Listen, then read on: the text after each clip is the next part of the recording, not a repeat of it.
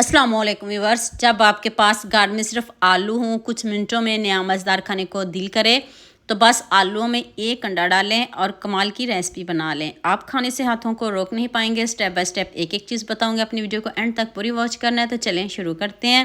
ये मैंने 2 आलू लिए हैं, इनको मैंने छिलके उतार के बॉईल कर लिया। बॉईल करके तो उसके बाद आपने इसके ऊपर ठंडा पानी नहीं डालना, इस बात को आपने जहन में रखना है। हाथ से मैश कर लें, जैसे मर्जी इसको मैश कर लें। अब इधर एक अंडा डालें, एक अंडा काफ़ी है। 1 टीस्पून चिली फ्लेक्स डाल दें, 1 टीस्पून नमक डाल दें और थोड़ा सा लहसुन पाउडर डाल दें।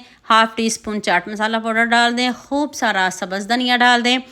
1 टीस्पून खुश्क धनिया पाउडर रोस्ट करके डालिएगा, इससे बहुत अच्छी खुशबू आती है। इधर आप 3 ब्रेड ले लें, 4 ब्रेड ले लें, उसके ऊपर आपने पानी डालना है। पानी डाल के उसी टाइम आपने इसको हाथ से प्रेस कर लेना है। ना ही कोई ये नान बन रहा है, ना ही कोई ये रोटी बन रही है। बस आप वीडियो देखिएगा, आपको मज़ा आ जाएगा। 3 ब्रेड, 4 से ज़्यादा ना लीजिएगा।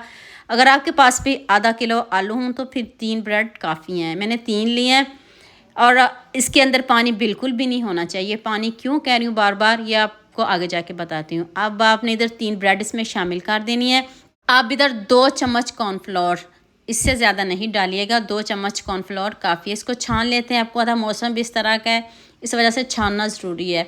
तो आप इसको छान लीजिएगा। ना कोई इसमें बेसन ऐड करेंगे और कुछ भी शामिल नहीं करना। बस आपने इसको हाथ से बहुत अच्छे से मिक्स कर लेना है। अब इधर मिक्स करने में थोड़ा सा टाइम लगेगा। अगर आपको बैटर थोड़ा गीला गीला लग रहा हो, क्योंकि इसमें मैंने गरम गरम आलूओं के ऊपर पानी डाला है, इस तरह थोड़ा हाथ को चिपकेगा। अगर आप इसको फ्रिज में रख देते हो तो आपकी रेसिपी बहुत अच्छी बनेगी। जब आप आलूओं को बॉईल करें तो आप उसी टाइम थोड़ी देर बाद उसको फ्रिज में रख दीजिएगा या पंखे के नीचे इसको ठंडा कर लीजिएगा।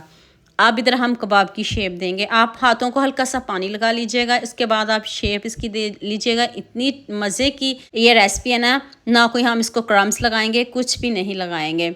और कबाब बनाने के बाद मैंने इसको थोड़ी देर फ्रीज़र में रखा था ताकि अच्छे से सेट हो जाए। और आप कोशिश करिएगा कि आलू जब बॉईल करें उसके ऊपर पानी मत डालिएगा, बस पंखे के नीचे ठंडा कर लें या थोड़ी देर फ्रिज में रख दें। गर्मी की वजह से आलू में नमी आ जाती है। इधर आपने थोड़ा सा ऑयल लेना, ज़्यादा ऑयल नहीं लेना। इधर हम इनको गोल्डन करेंगे।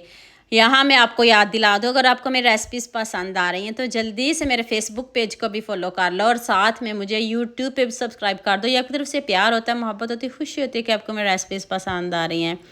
इधर आप वीडियो देखकर कंजूसी कर रहे हो। जितने ज़बरदस्त कबाब बने, बंदे का खुद दिल करता है इतना खूबसूरत कमेंट करने का। आपने सबके साथ शेयर भी करना है, लाइक भी करना है और प्यारे प्यारे कमेंट भी करने हैं।